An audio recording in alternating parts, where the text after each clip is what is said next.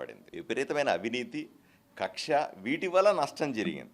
పోనీ ఆయన 5 సంవత్సరాలుగా జగన్మోహన్ రెడ్డి గారు 10 సార్లు విద్యుత్ ఛార్జీలు పెంచాడు. నేను లెక్క కూడా చెప్తాను చూడండి. జూలై 1వ తారీఖున 2019లో 5% స్థిర ఛార్జీలని పెంచాడు.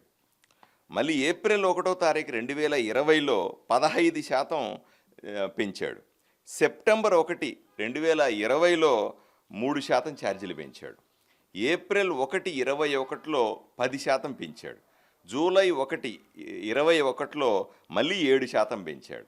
22లో 12%, 22 జూలైలో మళ్ళీ 5%, 23 ఏప్రిల్లో 9%, ఆగస్టు 1, 2023లో 8%, ఏప్రిల్ 1, 2024లో 10%. ఇట్లా 10 సార్లు, ఒకసారి కాదు 2 సార్లు, 10 సార్లు ప్రజల మీద విద్యుత్ భారం మోపింది జగన్మోహన్ రెడ్డి గారు.